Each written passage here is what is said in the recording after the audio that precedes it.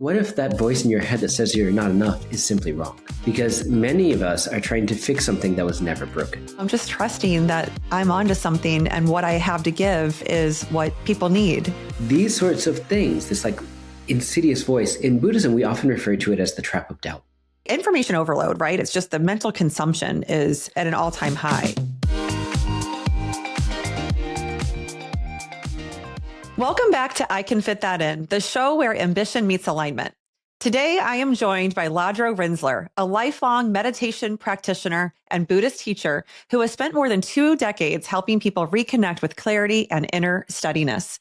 He is the author of 8 books, including the international bestseller, The Buddha Walks into a Bar, and his newest release, You Are Good, You Are Enough, which reminds us that even beneath uncertainty and fear, we already have what we need to navigate this demanding world. His work has been featured in the New York Times, Good Morning America, and many other major outlets, and I'm honored to have him here to explore presence, compassion, and what it means to live with deeper awareness. Lodro, welcome to the show. Thanks so much for having me. It's such a pleasure to hang out with you again. Yes, you too. So for my listeners, it's important for you to note that The Buddha Walks into a Bar is the very first book that I read on mindfulness. And I kid you not, what happened was I had resigned from Goldman Sachs in the year 2011, I think it was. I don't know. I might be off a little bit on that. But I walked into a Barnes and Noble shortly after resigning, and I was in search of something and I didn't know what it was. And somewhere between self-help and what ended up being more spirituality, I found this red book calling to me. It was this beautiful pale red book. And I read the title, The Buddha Walks into a Bar. And at 30 years old, I thought, I don't have a mortgage. I don't have kids. I'm not even married yet. And this kind of sounds like it could be relatable for where I am in my life. And I picked it up and I never looked back. And so, Lodro, I've told you that story. And I want everyone to know that story because your book was so impactful on me. And I've recommended it to thousands of people. And now everyone listening, you have to read it if you haven't. But I thought, what a beautiful time for us to start with your own experience, your personal experience of a time in your life where maybe you didn't feel like you were enough and what led you on this journey to mindfulness and to meditation and to this deeper awareness. Yeah, it's an interesting thing. I mean, you and I have talked about this in the past, that I was born and raised Buddhist. My parents were practicing meditation and Buddhism by the time I arrived. And so it was always in the environment. And as a result, I grew up meditating early. So sometimes you hear these stories and it's like there's this thing that happened and then you start meditating. I'd always started meditating. For me, a big turning point actually came right after that book came out. So that was 2012. And as you said, it did very well. It was shocking. Here I am in my late 20s. I had no idea what to do with the book and just did the thing that I'm doing for this new one, which is just going out and talking to people in an earnest way. And if people are attracted to it, that's wonderful. And if not, that's okay. And there's something just about leading from that place of authenticity that made the book take off in a massive way. It sold over 100,000 copies at this point. And the thing that then happened was just life got in the way. So within a period of a couple of weeks, really, my best friend passed away. My fiance broke up with me. I lost my job. My father died shortly thereafter. So there was just this like calamity after calamity after calamity. All with the success of your book being right there in the forefront that you were probably hoping to enjoy. Yeah, and immediately did not. And I've had several moments like that in my life where it's like, this should be the high moment. And then life gets in the way. And I really spiraled, and I think I'm opening on like sort of a traumatic story. But after all of that, I was, again, in my late 20s, I was going out more than I should. I was, drinking more than I should. I wasn't taking care of myself. And I just remember being in Washington Square Park. No, it was in the East Village. And just sitting there with a friend. It was getting dark and the rats were coming out to play, and she just saw me just sort of sitting there, like just totally okay with the environment that I was in. And just like, I don't think something's right here. I think we need to have you talk to a therapist. And there was this moment of, I have totally bought into the story of this won't get better. and that I don't have enough, I'm not enough, I'm not resilient enough to deal with these calamities that have fallen into my lap. And I had spiraled to such an extent that I just didn't feel like I had the reserves, the foundation, the grounding to rise back up again. So long story short, I did meet with a therapist and worked with them for many, many, many years. And that got me back into deeper meditation practice again. And those two things combined really got me back to feeling connected to my wholeness again, connected to this thing that anyone can experience in meditation. There's these moments where we just get out of our own way for a second, a minute, whatever it is, and we connect with something, again, grounding, whole. It's that sense of enoughness that you just referred to. In my tradition, we would even call it basic goodness, that we're basically okay as we are. And that realization, once we reconnect to it, is life-changing. So that was my experience. Wow. I mean, so there's so much to unpack there. And one of the things that really sticks out for me is this notion of there can be so much good happening in your life. And yet it's almost like life chooses to balance or to tip the scales in the other direction just to create some neutrality. And, it also works the other way, right? There could be a lot of bad or things that are considered bad. We know they're not technically bad, but they can be considered that way. And then life can tip the scales and create more good. And I know I used to be in that mindset of there can't be too much good at once because the shoe's going to drop, right? And I couldn't really find much joy in my life because I always thought that something bad was bound to happen. Instead, looking at it now from the framework of having been a person who meditates for years and, having done the inner work, I can look at life like, yes, there can be so much good. And yes, life can also balance things out, and that's okay. And I don't have to fight that, right? So when you think about just that notion that I just brought up, one of the things that I know you talk a lot about, and you've done a lot of work with many, many people around, is this inner voice or this inner narrator. It's the one that judges and pushes and forces and creates doubt. I'm just curious, from your perspective, how do you define that voice? What is that voice? And how can we begin to relate to it differently or better? This is a great question. And, I was listening to your interview with Anna Blue. And, a lot of what you two talked about was what is commonly in the West referred to as imposter syndrome, right? That sense of like, oh my God, if everyone actually knew how much I meditated, they wouldn't actually want, to sit with me. Or if everyone knew how, I took a break yesterday from my job, they would fire me immediately for not working. Like there's that sense of like, I'm not enough. When I traveled for that first book, The Buddha Walks into a Bar, I went to a bazillion places. And that was the common thread that I found wherever I went.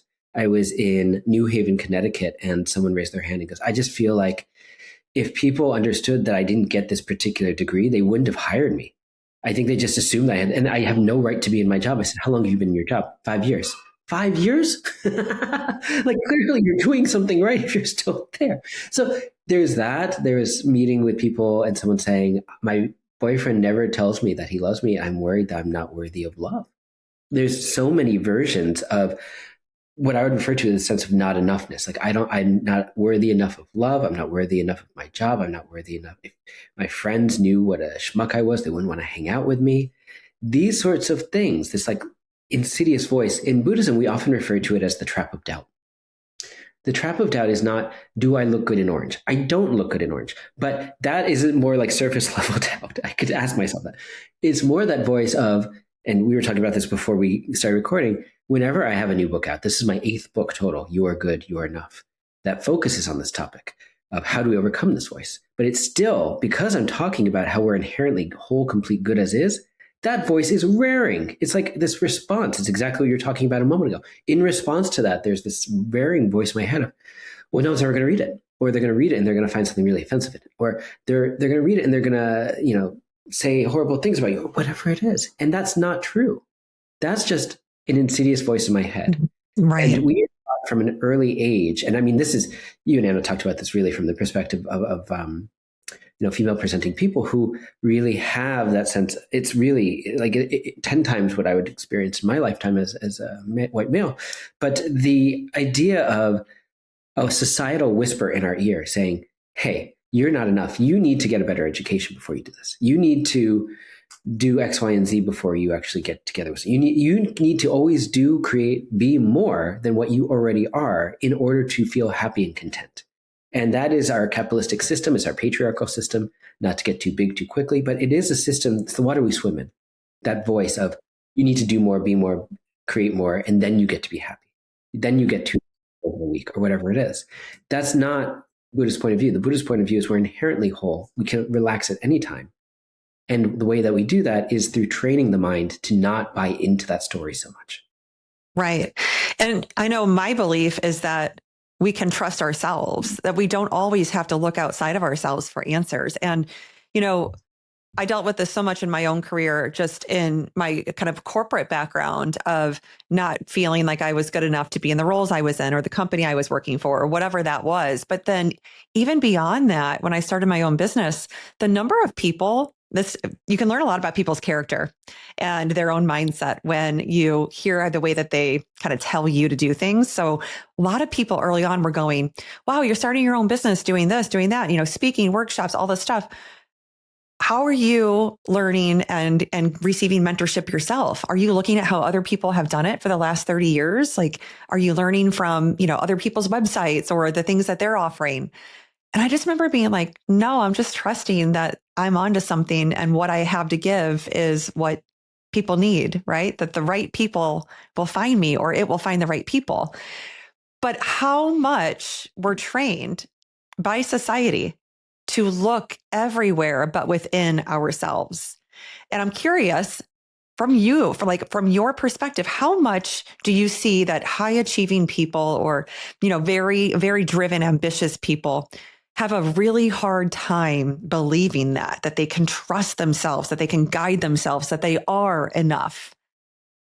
It's a great question. And I think you already know the answers all the time, right? So, but it's just that we have to ask this question, like, what if that voice in your head that says you're not enough is simply wrong? Because many of us are trying to fix something that was never broken. We're looking for anything to heal what we perceive as a hole inside of us. More clothes, more relationships, more, career success. And then when we get that thing, we say, but now I need something else because that didn't work. So meditation isn't just about becoming calm. I think that's a common misconception that that's all it's for. It's about discovering that when we get out of our own way, when we let go of those stories of, oh, I need to do more, achieve more, we're okay already. And the self-help industry makes billions convincing you that you're a problem, that you need fixing. That's not true. You're not basically a mess. You're basically good. And I think that is why this book is actually important right now, because of all these are high achieving people who feel like if they finally get to that point where their business hits X marker, then they'll be happy. But then they do it because they're talented and they're smart. And then what? Right. A moment for me personally, when, 2016, I think it was 2016, I had opened a network of meditation studios. There was one meditation studio in New York City, it became 3. And early on, we just received every bit of good press you could possibly imagine. You name a publication, we were in it. They were praising us. I was in the New York Times 6 times in 6 months. It was this incredible thing. I had always hoped for maybe one day some sort of small mention. And there it was, right? And I remember sitting there going, well, now what? Like that thing that I had sort of wanted, it's like, okay, that thing actually happened. Now what? And I realized that it's not about that. It never was about that. It was if one person comes in the door, starts working with their mind, realizes that they're not basically broken, and comes out the other end saying, maybe I'm okay and I can share that from that perspective in the rest of my life. That's how we actually create change in society. A bunch of people working with their own mind, finding a sense of peace, a sense of okayness within themselves, and then sharing that with others and seeing other people through that lens. So that's where this work sort of took a turn for me. It's like, oh, I hit that success, fine. It was lovely. But it didn't mean what I thought it would mean. The thing that meant something was the person-to-person connections that actually started to create a ripple effect in society that was more positive change. Absolutely. That web that then gets sewn, energetically, it's profound. In my own experience with meditation and with tons of people I've worked with over the years, one of the things that I know to be true is, so many people expect an overnight success. It's like, okay, if I start meditating and I do it every day for a week, there's supposed to be something different that's happening for me. And helping people understand, like, first of all, that's not how it works. Secondly, if it did, people like you and I would invent a pill for it and we'd be, on a yacht somewhere right now. So I always laugh about that. But what is so beautiful about meditation is that you can get to these places of just stillness and bliss and truth like you've never known it before. And it can feel just so good. It can feel so different than what you typically experience with your eyes open, walking among, other people and other energies coming at you. And yet it can also be something really hard to take on as a practice. So what would you say, like for someone who wants to maybe build a ritual of meditation into their life, and someone who is high achieving, corporate or business owner type of person, but like maybe they can't do it every day, but they really want to start to be someone who meditates. How can they go about that ritual? Yeah. That's the other thing that sometimes people say, oh my God, who's got the time? Who's got the space? I'm already stretched to the max. There is a magic equation. I call it magic because I have no understanding how it works. I run a business. I have an online meditation community called the Basic Goodness Collective. I'm teaching constantly for them. It's every day there's something. Plus I've got a toddler. Plus, sometimes I get to see my wife. Yeah, you got a lot going on. Exactly. Right? Yeah. All of these things. I feel that. And so back in the day, before there was a toddler, I would do this like long leisurely meditation in the morning. And now it's like, okay, I try and wake up before her. I try and do it right then. And if it doesn't work out that way, then there's sort of a plan B, plan C, plan D. But the idea here is when I actually sit for longer than I think I can, I somehow have more time for everything else in the day. I don't know how that works. That is the magic. I wish I could explain it, and I wish I could put that in a pill. But that's the crazy thing, that if someone sits down and they say, I've got no time to meditate, even if they meditate for 10 minutes, they come out of that, yes, calmer, but there's also meditation is about being present with what's currently happening without judgment, not judging yourself. Oh, I should be better at this. I should be worse. Not judging the situation. There shouldn't be noise. There's the sense of just being present to what's going on fully. And then when we go into that work meeting, we see that situation more clearly because we're meeting the moment more fully. We're not so lost in our own head of here's what I want to get out of this, or here's what I need them to say. We're just so present that we can really meet that moment. So there's something very practical about it. We become 10 times more skillful just because we've been sitting for 10 minutes. And that's a very subtle thing that happens. I remember there was a time where I was leading a meditation class and someone came up to me after and said, I missed my flight back from London the other day. And I had to call my business partner and say, hey, we've got to cancel these meetings. Maybe you take these meetings on your own. They got through it. And he said, anything else? And his business partner said, yeah, I've got one more question. Why aren't you freaking out? These were big meetings. And he goes, oh, I don't know. And the business partner goes, is it because you've been meditating? He goes, oh, it's because I've been meditating. We freak out less. We're more present. Again, the high achieving people that are listening to this is just a practical thing to do.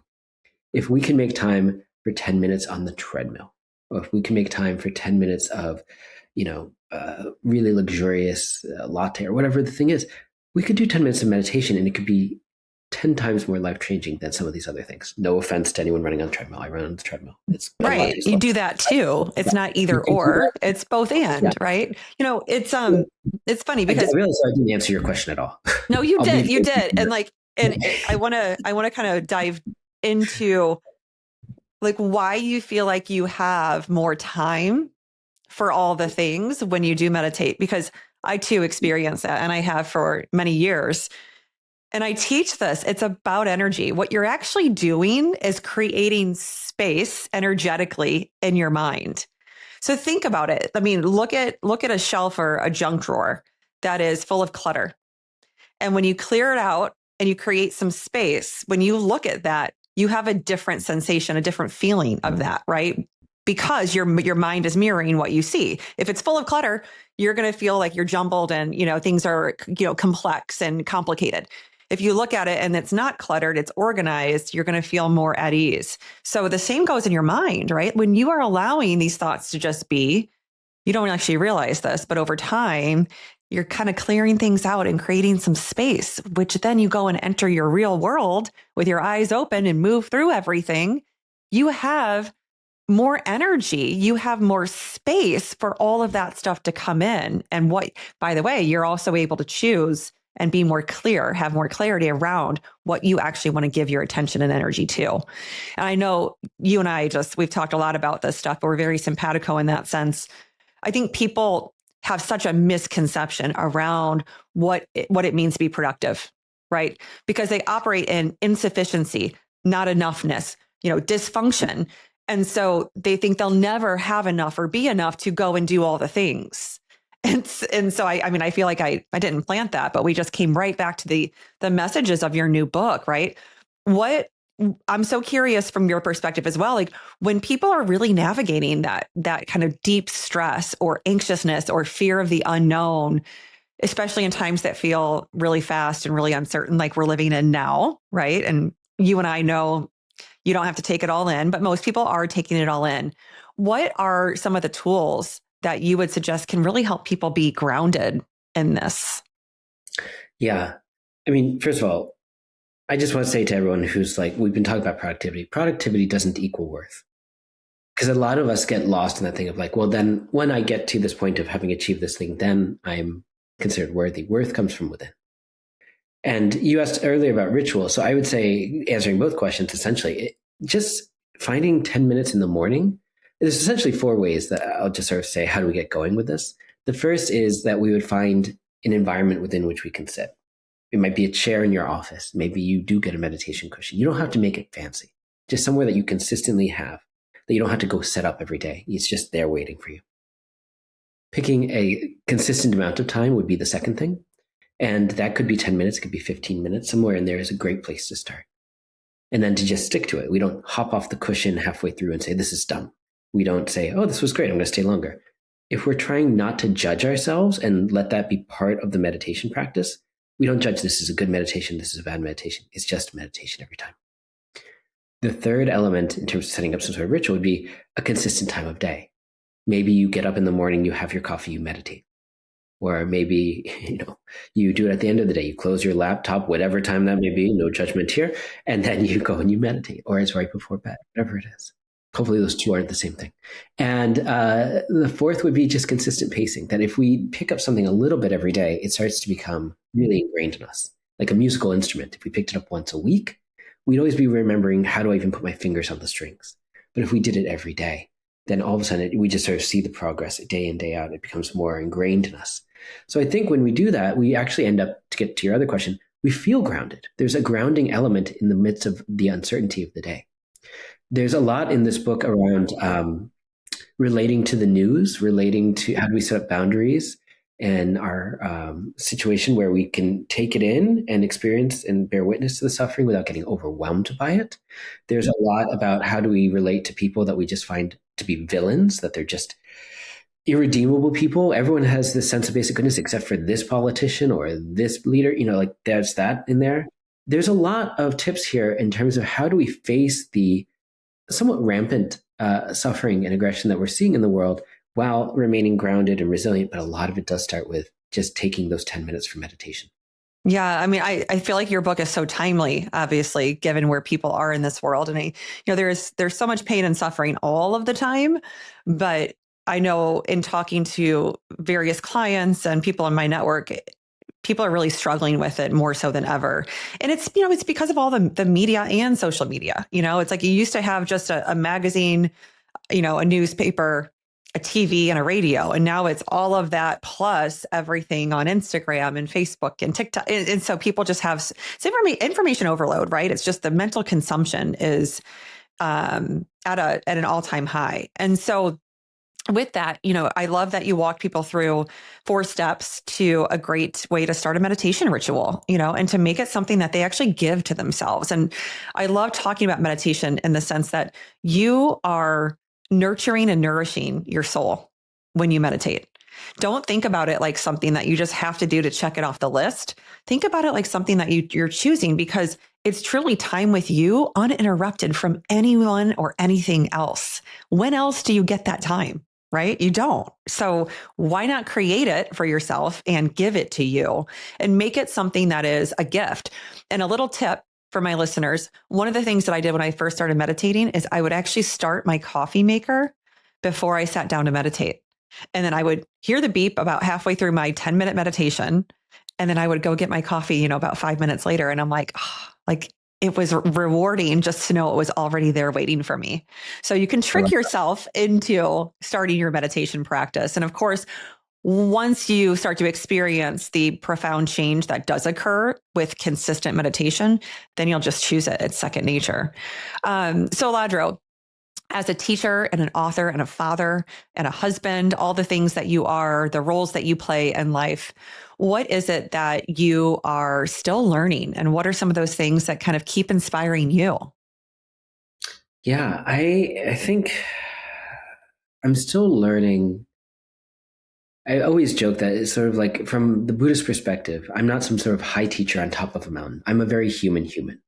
And this last 2.5 years of fatherhood has just been constant, like poking at what I thought. I'm a very present person, very authentic, very here. And there's this little being that in any given moment is like, now show up for me. Right before we started recording, she brought me what she calls a cookie. It was a ring, it's a toy. She was pretending it was a cookie, and she made me a cookie. And I was like, okay, well, before I'm not going to just blow this kid off and like jump on a podcast. I was like, yeah, this is what we're doing right now. Erin will understand. Like, I need to show up fully for this being. And I mention this because I think a lot of times, as someone who's been a serial entrepreneur, as a many-time author, someone who loves his work and works a lot, there are many things that just sort of come up as like little roadblocks like that in the day. And we say, oh no, this is an inconvenience I need to get around. But the meditation practice has been like, actually, what if we met whatever is popping up right now as the practice? This is teaching me something right now. You think you're about to go do, a podcast and you're going to prepare? No, we're going to do a cookie. Cool. And just be like, yes, I'm on board. So it's sort of like a yes and improv attitude that I've really started to learn more and more about, of like, oh, it's the things that come up along the way, that vendor falling through, that, client who decides not to sign the contract after, whatever your version of that may be, to not be like, F this, but to be like, oh, this is also showing me something about myself, and I can slow down and appreciate it. And when we don't get so carried away by the stories about this, we become, again, more resilient and more grounded. There's an old analogy in Buddhism called the two arrows. You're walking through a woods, out of nowhere, an arrow comes and hits you in the arm. What we should do is we should pull out the arrow and tend to our healing. But what we often do is we say, who shot me? I bet it was Charlie that shot me. Charlie is always he's telling everyone in the office horrible things, and this is the final straw. He's shooting me in the arm. And of course, we're still bleeding and like haven't tended to the arrow. That story about Charlie, whether or not he did it, that's the second arrow. There's the pain that happens as part of life. Again, the things that come up in your work or in your family, obstacles that come up as benign as being late, all the way up to major life shifts. And then there's the stories we layer on top of that. We can't actually control all of the little roadblocks in our day, all of the ways that things fall apart as we go through our professional life, but we can control how we react to it. And that's where this book and meditation can actually help. I love that so much. It's so true. We can control our reactions, but not the circumstances, right? That's beautiful. So what I'd love to do is close out with a question that I feel like people need this real human understanding. You said, how you're so authentic and present and just human, right? But like you have this skill set where you are very connected to yourself because you work at it. How can we talk to people about, they're always feeling like they need to do more. They always feel like they need to be more or be someone they're not. How can we share with them what it means to truly trust that they can fit in what matters most, not by having to do more or be more productive? And I say that in quotes on purpose, but by relating to themselves more fully. How would you share with them that they can do that? Yeah, I would say that the revolution isn't about self-improvement. It's actually about self-recognition. It's recognizing that you're already whole, complete, and good as is. And when we make that mental shift, it's not about me trying to level up and become something else. It's about me becoming, again, very human, very much who I am. and trusting that I am enough, that I have enough. And that shift in perspective changes everything. I know I'm sort of continuing to go back to the same point, but this is the moment that you stop trying to become enough is the moment that you start living. The idea that you're good, you're enough. And if we remembered that about ourselves and about each other, this world would look very different. That's so powerful. Yeah. Enough for who, right? Who says you're not already enough? That's like the big question that I feel I asked early on. I felt for years that I wasn't enough or that I'd never have enough. And that lack and scarcity mindset does no good for anybody, right? Not for yourself and not for anyone that you lead or you love. That's for sure. So this was such a beautiful conversation, Lodro. Where can people find out more about you? Yeah, the easiest and most direct way is to go to LodroRinzler, my full name.com. And you can find a lot of additional resources that are going live around the book in terms of guided meditations that are just available to you. And you can find out more information about You Are Good, You Are Enough there, as well as all of the courses I do. And then I'm also on Instagram with that same handle, just my full name on there, Facebook, Blue Sky. When you have a name like this, you get to sort of pick them to some degree. Right. Wonderful. Yes. Yeah. Yes. Well, we will include all of your links in the show notes. So everyone, his new book, buy it. It will be a game changer, just like The Buddha Walks into a Bar. And again, buy that one if you haven't already read it. It is so phenomenal. Lodro, thank you so much for being here with me. It was just always, I love talking to you because I feel so connected with you, but also it's just such an enriching conversation for everyone listening. Well, thank you. And I feel exactly the same. And it's always been such a joy to see how you've been working over these years. And of course, your excellent book as well. Thank you so much. Everyone, you know what to do. Please like, share, rate, review the show. It will help it reach more and more people who really need it. And until next time, be well.